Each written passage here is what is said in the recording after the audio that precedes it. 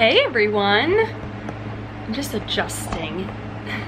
Welcome to or back to my channel, Mel KB Vlogs.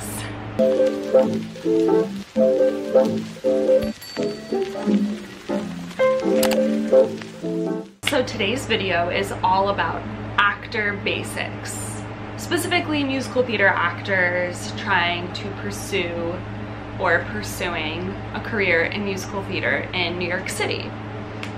I get a lot of questions on my page about, you know, which way should my headshot be, vertical or horizontal? How do I make a resume? How do I get an agent? How do you find auditions? All of that. So I'm gonna answer all of that today. I'm gonna try to do it in depth as possible, so you know you guys can understand everything. I know I definitely wish I had a video like this to watch when I was younger and wanting to pursue this, so I had, you know, a better understanding of all of it, but I didn't, so I'm giving it to you guys.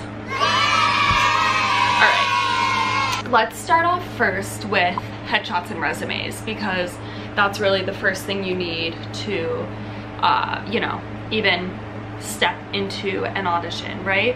So let me just pull up my handy dandy book. This is my audition book with all my music in it. Well, first, somebody asked me do my headshots because somebody noticed I have a headshot that's horizontal, right? Horizontal's this way. Yeah. And they were like, is that a new thing? It's always been vertical. As long as I've been a professional actor, people have done either or. I have both. So I have this one, and I also have this one. I personally like this one because see how it fills up the whole piece of paper, as opposed to when they're vertical, you have to have the border. So I actually prefer this way, and it like literally is the size of my head. Some of chorus line stuff right here. But of course, in a chorus line, we all hold them vertical because that's originally how headshots were done. But now it's either way, and most headshot photographers will shoot both, just so you have some options. So yeah, totally cool. So headshot photographers, how to find them. I think honestly the best way is looking at the people you follow, the actors you follow, and see who did their headshots. Usually they'll tag them in the photo or in their caption on Instagram. So just see who they shot with. If you see headshots that you like, just look and see. And then most photographers have an Instagram, so you can just click on that, scroll through, and see if it's something that you like. There just are a lot of different styles, and photographers have different personalities, so it really depends on maybe who you would vibe with, but just see like the actors who you like, who they shot with.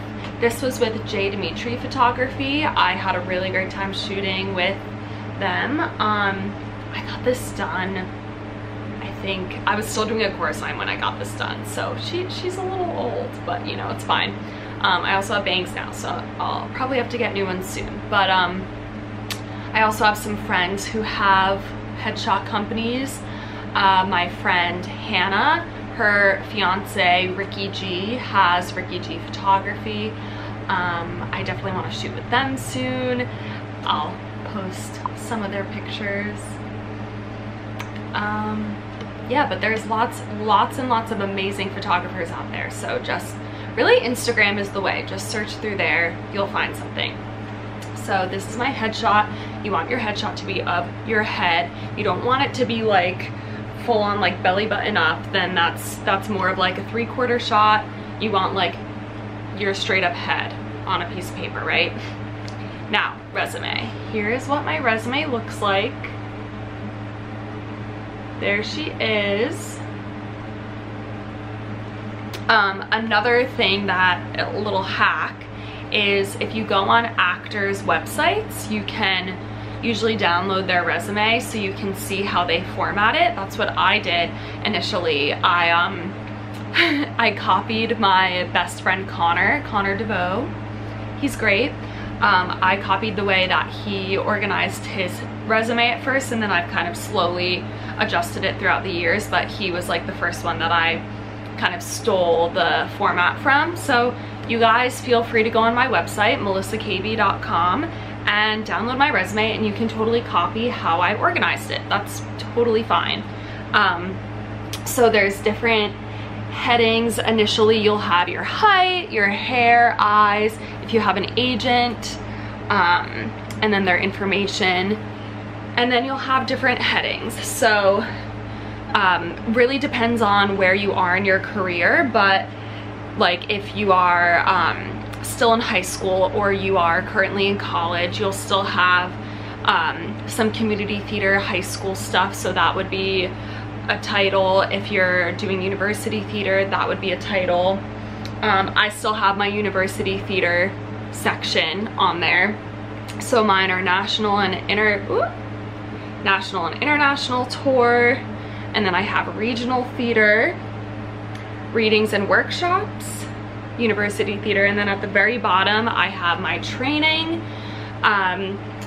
So I have like the college I went to, who my main teachers were there, and then New York training and who I've trained with there. So really you could put any workshops you've done, any intensives, you know, teachers who have a good name that you know, you want people where like you go into an audition and they're like, oh yes, you worked with Heidi, that's great, you know, things like that. And then special skills on the very bottom. So that's kind of the way it's organized. And then I always do the project, what it was. Like I have a chorus line and then the role, and I put that in italics, and then over here I usually put the director or what theater it was at. Yeah, but go ahead on my website, download that resume, copy it. Totally fine. Now you're like, great, I have my headshot and resume, now how do I find auditions? So the best ways to find auditions, I really just use 2 resources now. I used to use a bunch more, but I have found that the best resources are playbill.com. They have a job section, or you could just type in playbill.com/jobs, and Actors Access. So Playbill, they just post audition listings that are posted. And you get all the information about it. It's wonderful. That's where almost every audition is posted. There's also Backstage, but Backstage costs money, and honestly, Playbill ends up posting almost everything you would find on Backstage. So I just use Playbill. Actors Access, it does cost money. I'm not exactly sure how much, but basically these are more submissions to auditions. So you'll see things posted, and it'll be the A Christmas Story National Tour. You'll click on it, they'll have the breakdown of what roles they're looking for.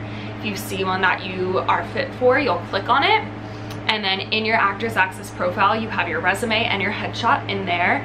So then you hit submit, and you can submit your materials to that casting director, and then if you get an appointment, you'll get a message through Actors Access and you'll go to that audition. I also, a lot of times when you see things posted on Actors Access, you get a little heads up like, oh, they're looking for appointments for this show, so maybe that means an open call will be happening soon.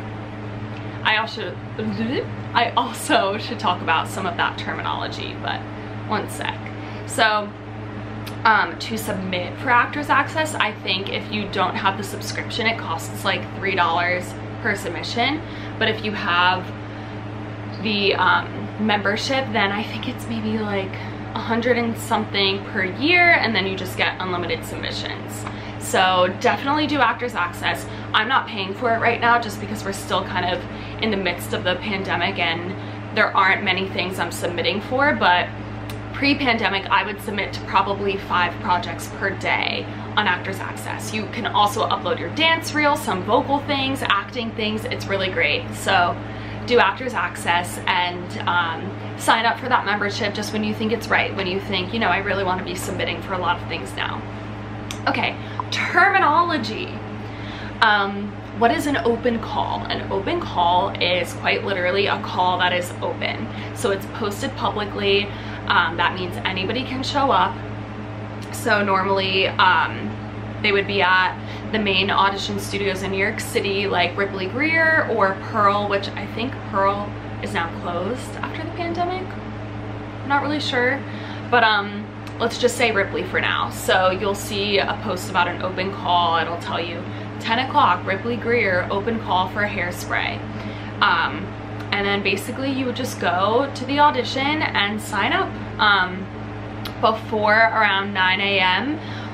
would be people either lining up in a physical line to wait for those doors to open, or people would make an unofficial list so you don't have to physically stand in line.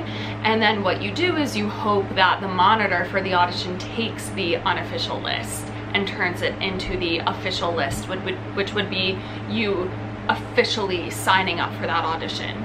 It's kind of confusing.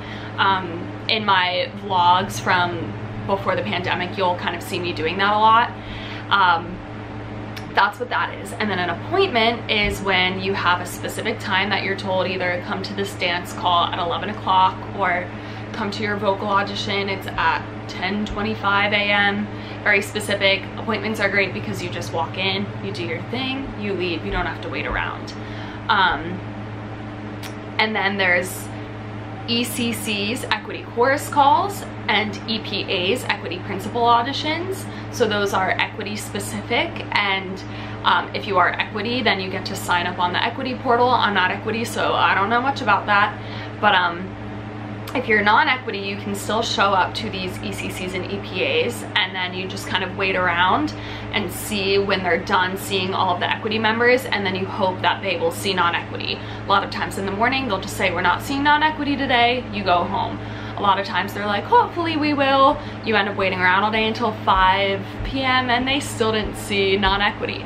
Or a lot of times they're like, yeah, we really hope we'll see you guys, and who knows, 3 p.m. they're like, hey, we can take 10 non-equity in this group.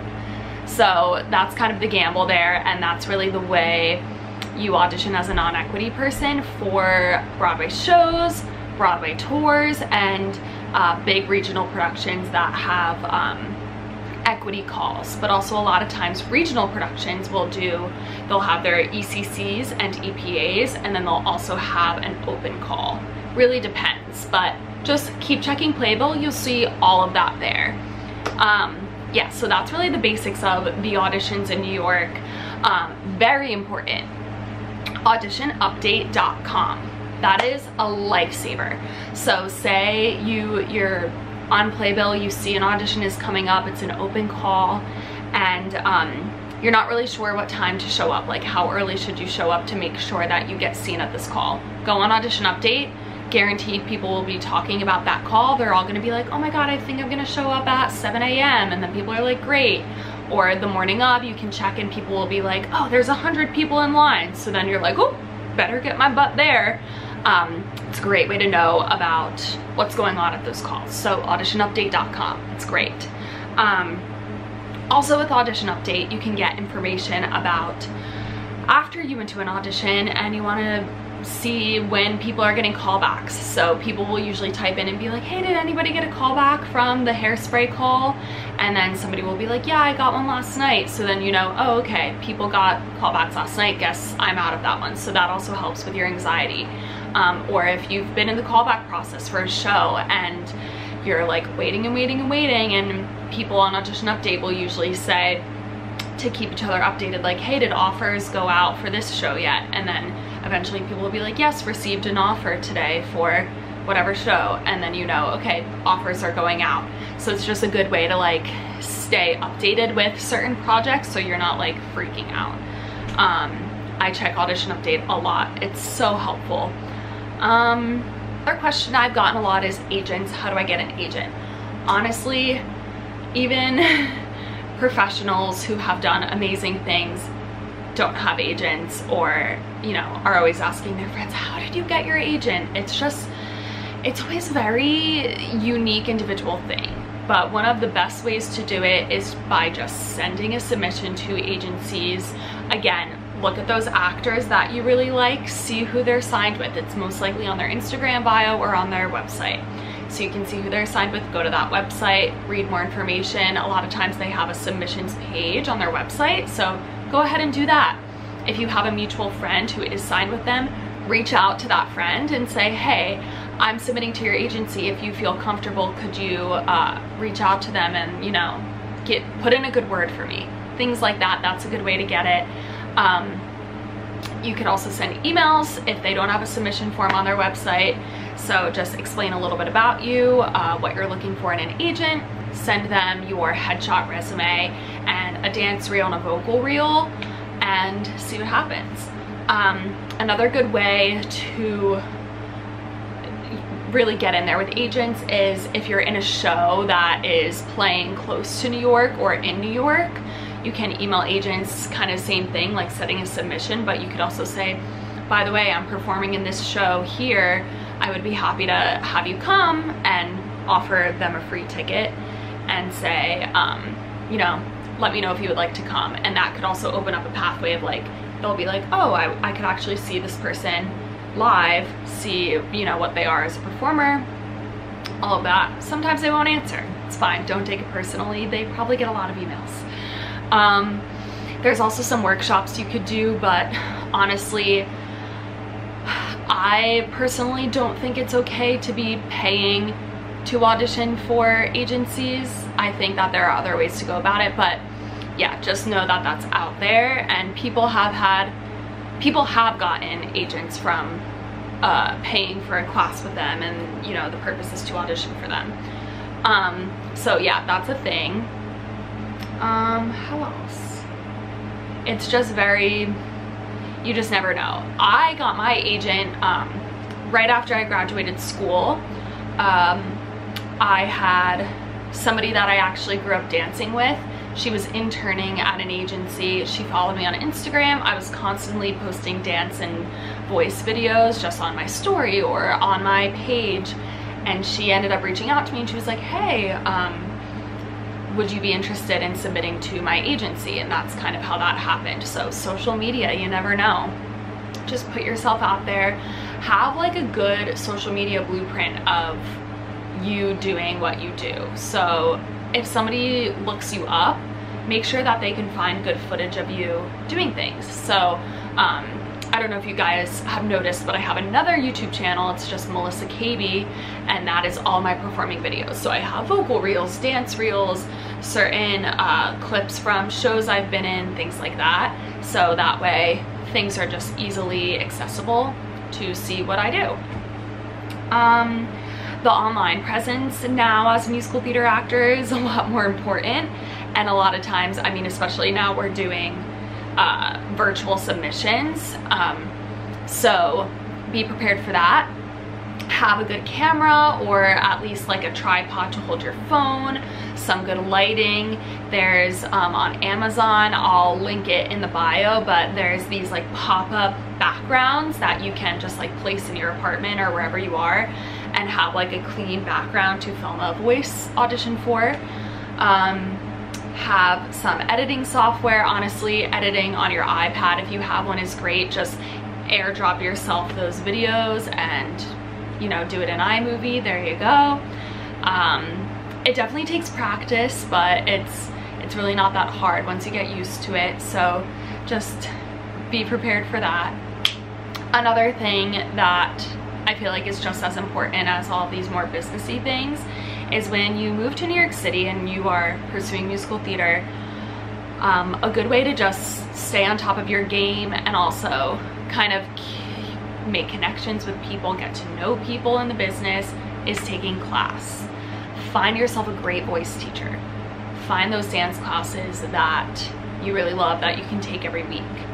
Get into an acting class. So my voice teacher, he is wonderful. Love him. I've been going to him for a few years. There are a million voice teachers out there that are great. Again, find out from the actors that you really love who their voice teachers are. Look them up.